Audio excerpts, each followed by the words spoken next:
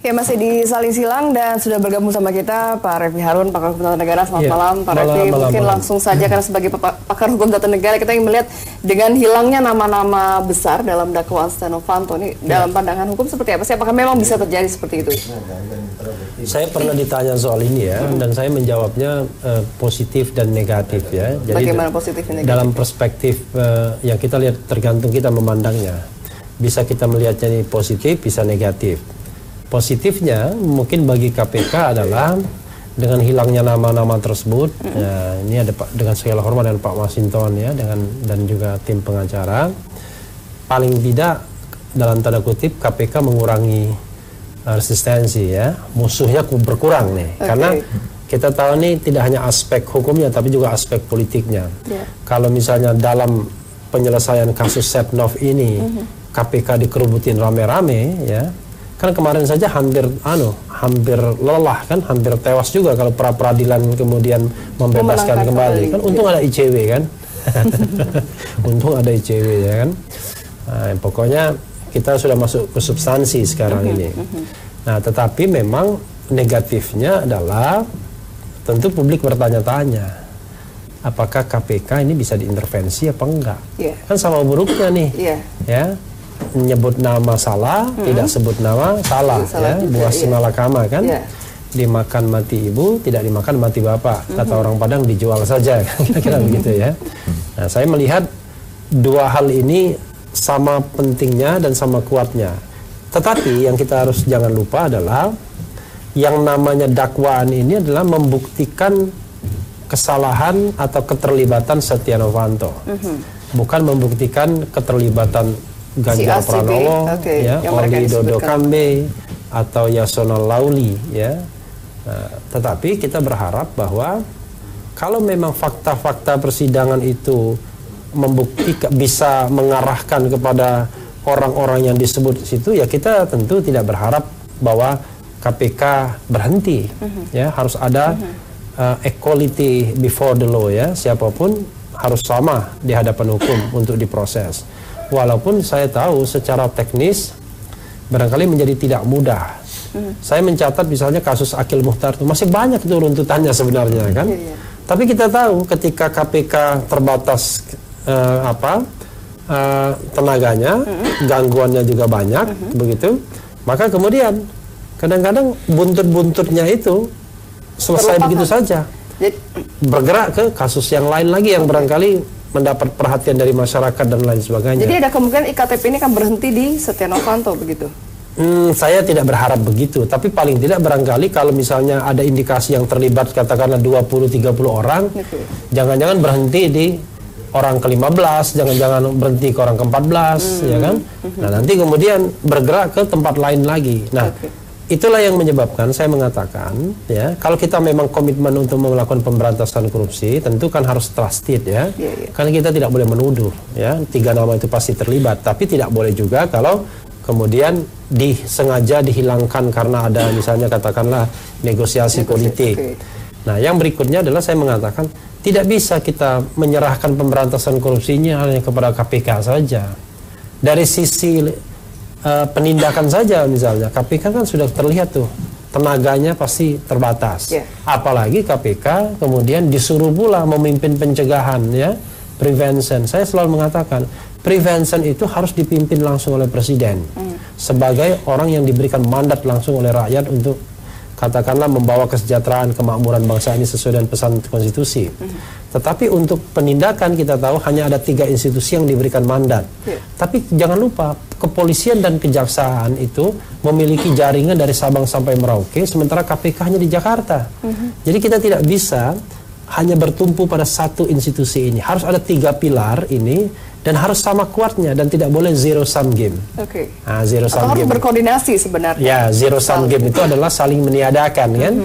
Nah, jadi saya berharap bahwa kejaksaan kuat ya dan trusted, kepolisian kuat dan trusted, KPK kuat dan trusted. Toh kalaupun misalnya ada masalah dengan kepolisian dan kejaksaan yang kadang-kadang ditengarai selama ini seperti itu, KPK kan punya kewenangan untuk melakukan koordinasi, supervisi, dan bahkan mengambil alih kasus begitu.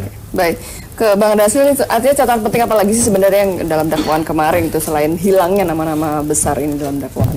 Iya, tentu bagi kami adalah dakwaan ini disusun berdasarkan apa? Disusun oleh berkas perkara. Dalam perkara Pak Setia Novanto ada 99 saksi dan ditambah beberapa ahli. Yang notabene keterangan saksi-saksi tersebut adalah sama dengan berkas perkara-perkara yang lainnya. Dan tentu ini disidik oleh institusi yang sama, KPK, di bawah dan dituntut juga oleh KPK. Tentu apakah penilaian terhadap berkas perkara itu bisa berubah? Karena kita ingin melihat sejauh mana Permes tadi itu bisa dijalankan. Karena kita sangat percaya KPK adalah sampai hari ini masih ranking 1 untuk lembaga yang paling dipercaya di Republik ini. Matanya ke sana. Jangan ke sini. Jadi ya dakwaan disusun dengan berkas perkara. Berarti sumbernya sama. Kenapa konklusinya sama? Berbeda. Nah, karena dakwaan inilah yang menjadi beban pembuktian bagi penuntut umum di persidangan kepada majelis hakim sejauh mana dakwaan ini bisa terbukti yang didukung oleh dua alat bukti. Kan seperti itu. Terus bagi kami hilangnya nama atau tidak ada hilangnya nama itu adalah tindakan yang bisa kalau tadi apa pengaruhnya untuk keputusan terhadap Setia Novanto begitu? Ya. Seberapa besar pengaruhnya? Ya, besar kecilnya itu kita melihat dari mana. Tapi bagi tim hukum atau setidaknya bagi saya sebagai tim hukum Setia Novanto adalah melihat kasus ini menjadi terpotong-potong atau terbagi-bagi jadinya. Jadi sudah ada sebuah rangkaian peristiwa yang terjadi di dalam putusan Pak Irman dan Pak Sugiharto yang sehari-hari ini sampai di tingkat kasasi, Pak Andi Narogong hari ini sampai di tingkat putusan pengadilan negeri, pengadilan tipikor maksud saya. Nah, nanti apakah rangkaian peristiwa ini akan ada yang terpotong-potong? Kalau apa yang terpotong-potong tentu hak sebagai Pak Setia Novanto untuk mengaku pembelaan dirinya itu menjadi permasalahan baginya. Karena bagaimanapun seseorang yang didakwa itu memiliki hak untuk melakukan pembelaan diri yang cukup dan dilindungi oleh hukum untuk itu. Gitu. Pak Revi mau tanggapi atau Mas Tama? Ya tentu. Kalau saya pribadi kan tentu kan tidak punya kepentingan ya dan tidak defensif. Saya suka kalau dibuka semua. Nah, saya berharap bahwa Pak Setnov mau betul-betul menjadi justice kolaborator. Saya baca di media tapi nggak benar ya jadi justice kolaborator itu. Sudah mengajukan diri belum? Secara teknis diskusi itu sudah ada tapi secara teknis Oke. Jadi belum resmi ya. Cuman memang kan permasalahan menjadi justice kolaborator itu kalau dia bukan mastermind ya kan. Kalau dia mastermind tidak bisa jadi justice kolaborator ya. Nah, tetapi kita harus lihat bahwa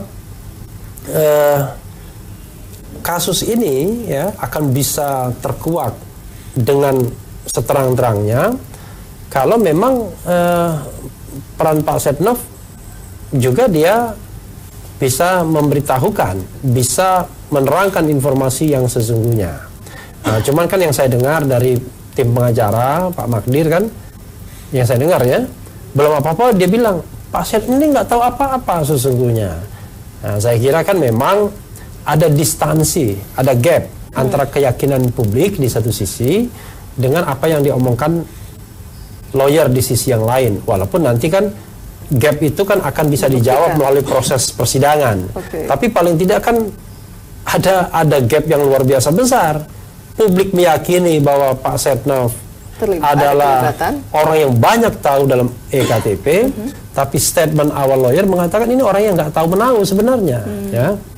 Nah, ini yang menurut saya menjadi a big question, pertanyaan besar ya. Tapi dari semua itu saya berharap bahwa apapun siapapun yang terlibat korupsi ya memang harus bisa dihadapkan pada proses peradilan siapapun dia.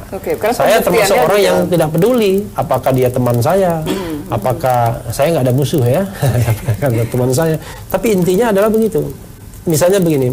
Saya sangat akrab sama Pak Irman Gusman misalnya sebagai ketua DPD, sering membantu DPD. Tapi begitu yang bersangkutan kena OTT, ya saya termasuk orang yang paling awal yang mengatakan bahwa dia bisa diberhentikan dengan pelanggaran etika dulu. Dan ternyata betul. Waktu itu almarhum Pak AM Fatwa mengundang saya kan. Saya bilang bisa diberhentikan, benar diberhentikan betul sebagai ketua DPD. Ya. Hal yang sama saya sampaikan juga ke Pak Setnam dan sekarang kan sudah diberhentikan. Tapi intinya adalah kita tidak boleh memandang bahwa karena ini teman saya, karena ini klien saya, kalau klien beda ya, ada hubungan spesial. Karena ini musuh saya, kemudian treatmentnya berbeda, enggak. Kita harus kafa betul dalam pemberantasan korupsi ini. Siapapun yang terlibat harus bertanggung jawab. Oke, mungkin kita tanggapi tadi terkait dengan benarkah bahwa memang Pak Setnov ini tidak tahu apa-apa mengenai kasus iktp. Tapi tadi dulu, kita harus break dulu. Kita kembali saat lagi tetap bersama kami.